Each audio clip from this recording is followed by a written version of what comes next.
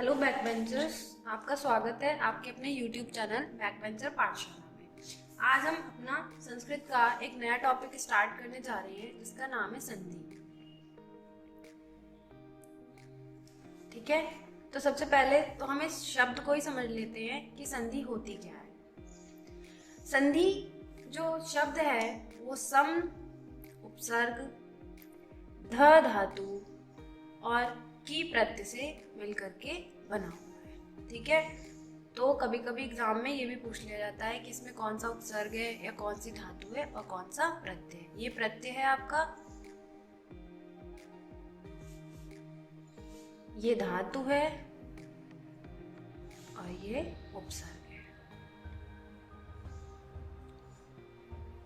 ठीक है, इसके बाद हम संधि की परिभाषा देखते हैं कि संधि की परिभाषा क्या होती है।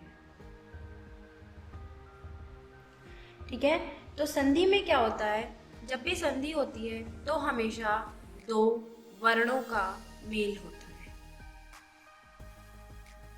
ठीक है, दो वर्णों के मेल से जो विकार उत्पन्न होता है उसे हम संधि कहते हैं। ठीक है, अब देखिए जैसे एग्जाम्पल के तौर पे, जैसे विद्यालय, अगर हम इसका विच्छेद करें तो विद्या प्लस आलय। ठीक है, अब इस यहां से हम एक आ लेते हैं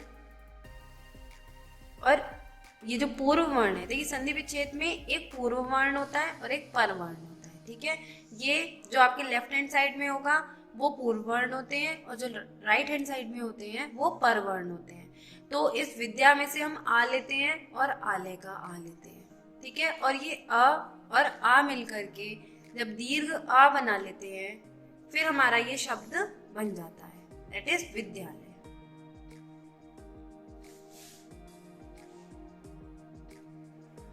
तो संधियों की जो परिभाषा है कि दो वर्णों के मेल से जो विकार उत्पन्न होता है उसे ही हम संधि कहते हैं। अब आगे हम बात करेंगे संधि के प्रकार।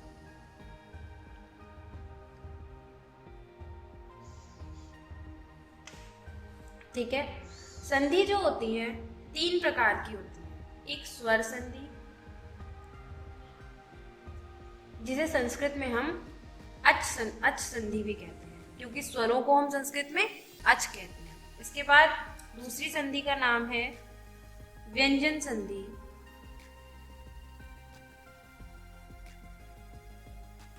जिसे हम हल संधि भी कहते हैं। ठीक है, और तीसरी संधि का नाम है विसर्ग संधि।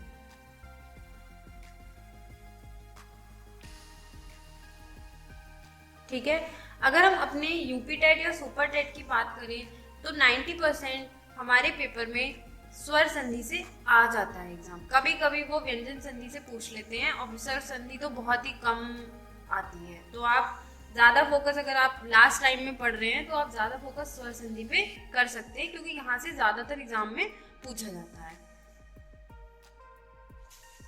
देखिए, अब हम सबसे पहले अपनी स्वर संधि के बारे में समझेंगे कि स्वर संधि होती क्या है या फिर अच संधि। ठीक है, तो देखिए स्वर संधि में क्या होता है, स्वर और स्वर मतलब पूर्व वर्ण के अंत में भी आपको स्वर मिलेगा और पर वर्ण के शुरुआत में आपको स्वर मिलेगा। और स्वर और स्वरों के परस्पर मेल से जब किसी शब्द में विकार उत्पन्न होगा तो उसी को हम कहेंगे स्वर संधि। जैसे हम एक एग्जाम्पल लेते हैं, नर प्लस ईशा। ठीक है, अब नर के रा में आ है, अगर आप निकालें यहाँ से रा को हलंत कर दें और इसमें से अ ले लें और इधर से आप ई ले लें तो देखेंगे आप कि दोनों स्वर हैं। अ भी एक स्वर है अपने आप में और ई भी एक स्वर है। अब आ और ई मिलकर के ए बनाते हैं। ठीक है, आ और ई मिलकर के क्या बनता है, ए बनता है। ठीक है, अब ये जो ए की मात्रा है या ए जो स्वर है, क्योंकि स्वरों की तो आदत है कि वो हमेशा व्यंजनों से मिलकर के उनको पूरा कर देते हैं, तो जो ए है ये रा को पूरा कर देगा, क्योंकि ये हलंत्यम हो गया है, ये अधूरा हो गया है, तो ए की मात्रा जो होगी वो इस रा के ऊपर चली जाएगी और ये शब्द बन जाएगा नरेश। तो देखेंगे आप कि यहाँ पे जो ये शब्द था और ये वाला शब्द था, इसमें जो विकार उत्पन्न हुआ वो स्वरों के माध्यम से उत्पन्न हुआ है। तो ये है आपकी स्वर संधि। इसके बाद हम समझेंगे व्यंजन संधि। अब हम व्यंजन संधि को समझेंगे। देखिए व्यंजन संधि जो होती है इसमें क्या होता है, व्यंजन और व्यंजन के द्वारा या फिर व्यंजन और स्वर मिलकर के आपस में विकार उत्पन्न करते हैं। देखिए स्वरों में क्या होता है, केवल स्वर और स्वर ही आपस में मिलते हैं, लेकिन व्यंजन संधि में आपके व्यंजन और व्यंजन भी मिल सकते हैं और व्यंजन और स्वर भी मिल सकते हैं। ठीक है, जैसे मैं आपको एग्जाम्पल बताती हूँ, वाक प्लस ईश। ठीक है, तो आप इधर देखेंगे कि यहाँ पे आपके पास एक व्यंजन है और यहाँ पे आपके पास एक स्वर है। तो ये जो का होता है, ये आगे आप जो व्यंजन संधि पढ़ेंगे उसमें एक प्रकार आएगा, तो उसमें आप इस संधि को पढ़ेंगे कि का के स्थान पे उसी वर्ग का तीसरा शब्द आ जाए, तीसरा वर्ण आ जाएगा, सॉरी। तो का क्या हो जाएगा, तीसरा वर्ण, का वर्ग का तीसरा वर्ण क्या है, गा। तो का की जगह पे आपका ग आ जाएगा और इधर ईश। और फिर से ये जो ग अधूरा है, ये ई की मात्रा इस गा को पूरा कर देगी, तो हमारे पास जो शब्द बनेगा वो हो जाएगा वागीश। ठीक है, तो यहाँ पे आपने देखा कि एक व्यंजन वर्ण है और दूसरी साइड में पर वर्ण में आपके पास एक स्वर वर्ण है। इसी तरह से अगर हम व्यंजन प्लस व्यंजन का एक उदाहरण लें, जैसे तत् प्लस ले।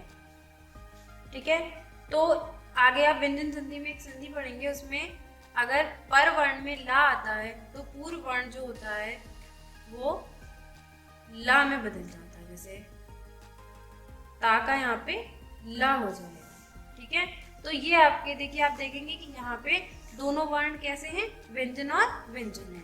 तो ये दोनों तरह की मैंने आपको व्यंजन संधि बता दी है।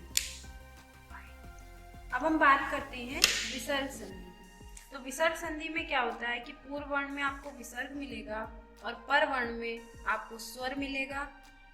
इसी तरह से पूर्व वर्ण में विसर्ग और पर वर्ण में आपको व्यंजन मिलेगा। ठीक है, जैसे फॉर एग्जाम्पल, जैसे बालिका,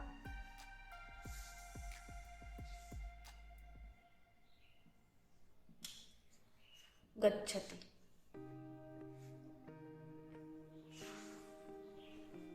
तो देखिए आपको यहाँ पे का के बाद यहाँ पे आपको विसर्ग मिल रहा है पूर्व वर्ण में और पर वर्ण में आपको एक व्यंजन मिल रहा है। तो जब संधि होगी तो आपको संधि में ये करना पड़ेगा, बालको गच्छति।